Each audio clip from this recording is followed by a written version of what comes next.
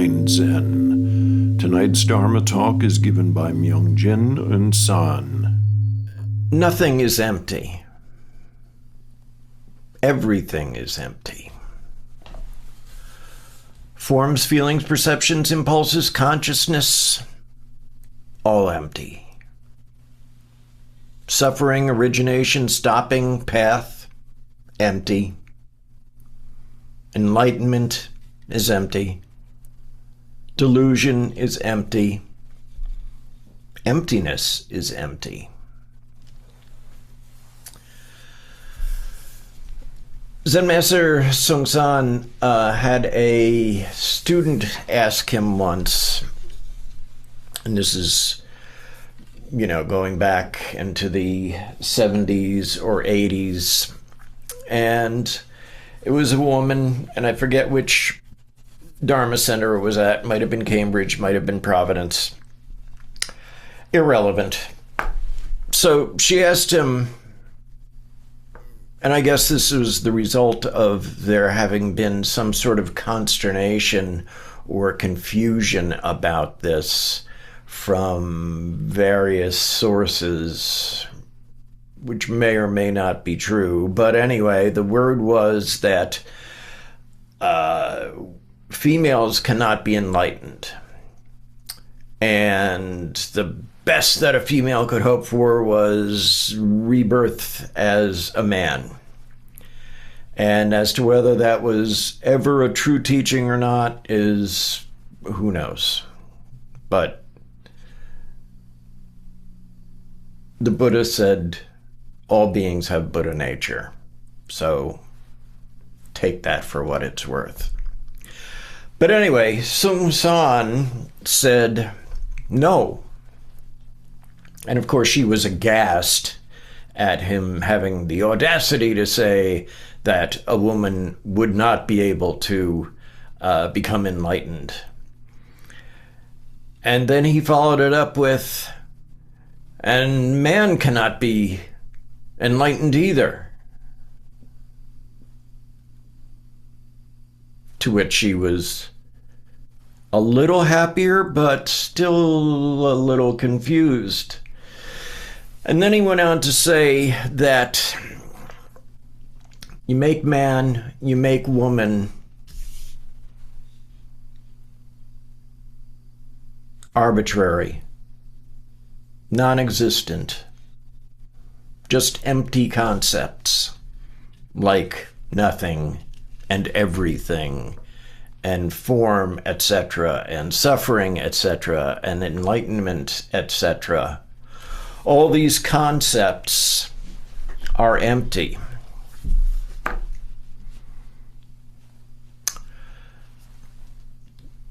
A lot of times empty has a negative connotation, like it's some sort of nihilistic, nothing exists, nothing matters, do whatever, it doesn't matter. And shunyata, or emptiness as it's commonly called in the West, isn't like that at all.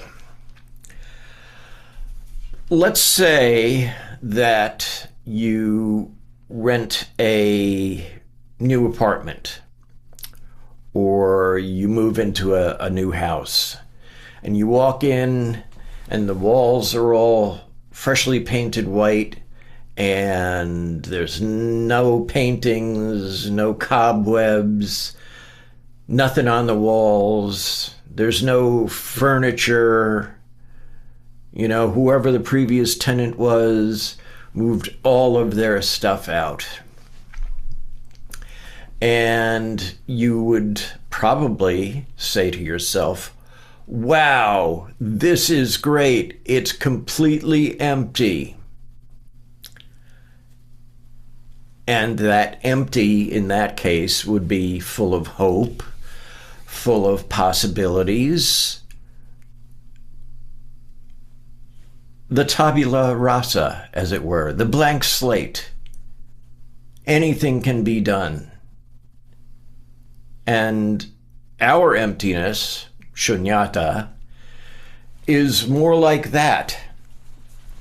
It's not full of concepts. It's not full of connections. It's not full of arbitrary divisions.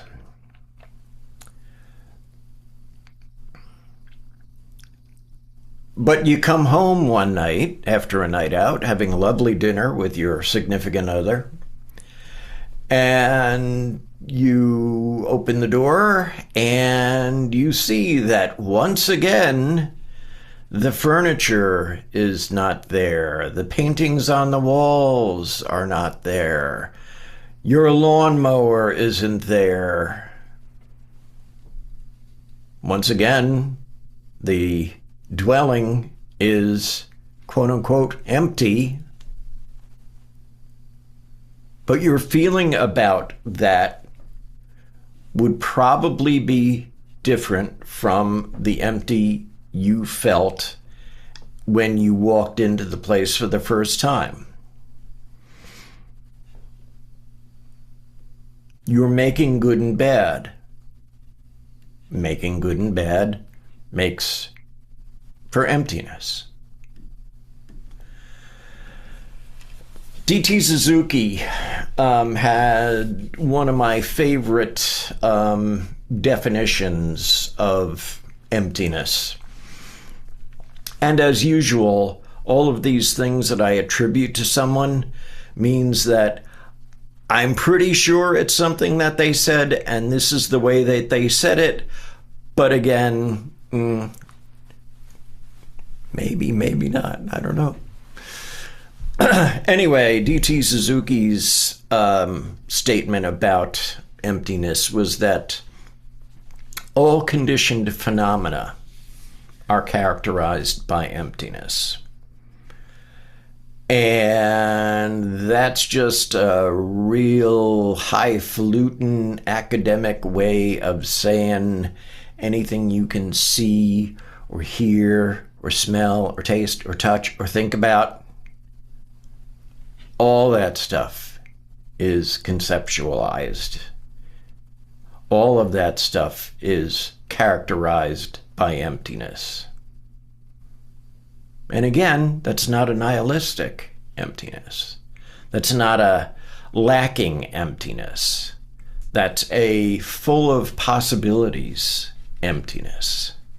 There's no negative baggage attached to our use of the word emptiness.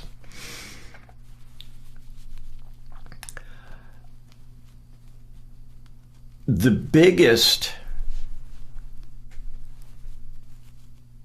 factor involved in those causes and conditions is our thinking, our making something. Making furniture, making no furniture, as good or bad, all of that.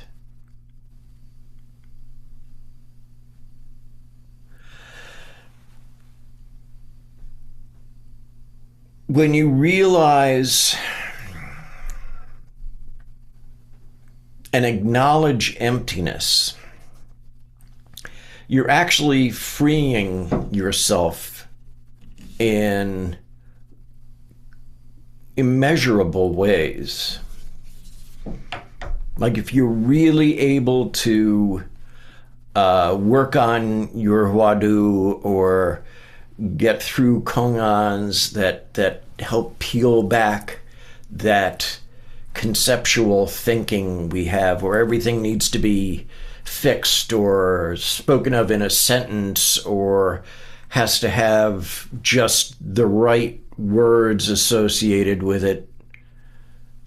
Once you get past all that, then that's a major hindrance that's being done with.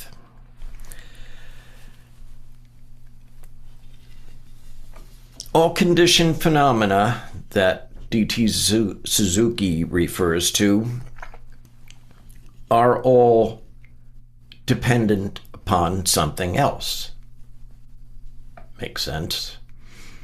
You got a ballpoint pen and somebody's got to extrude the plastic and fill the ink and then put that little spring in the clicky bit and put it all together, and then it becomes what we think of as a pen. It is dependent upon all of those constituent elements in order for it to be thought of by us as a pen.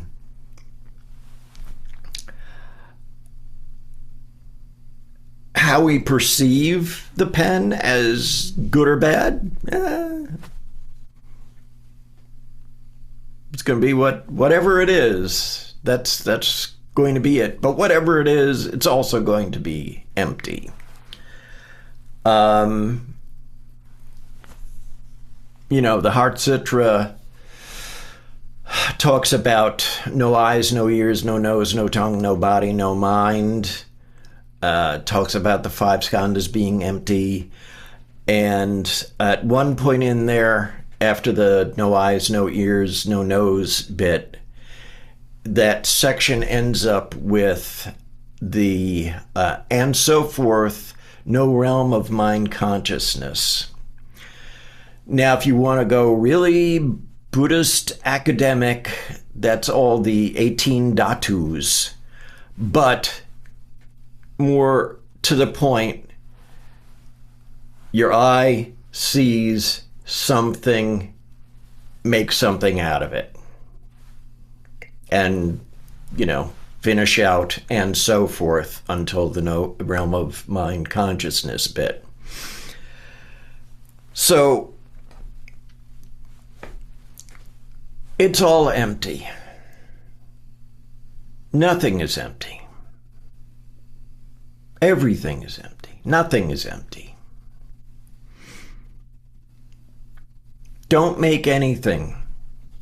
Don't make good. Don't make bad. Don't make empty. Don't make non-empty.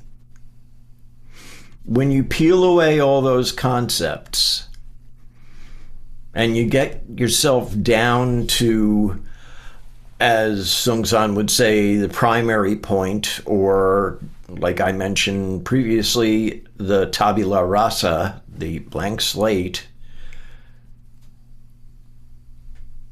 then you can go on about your duty as a bodhisattva.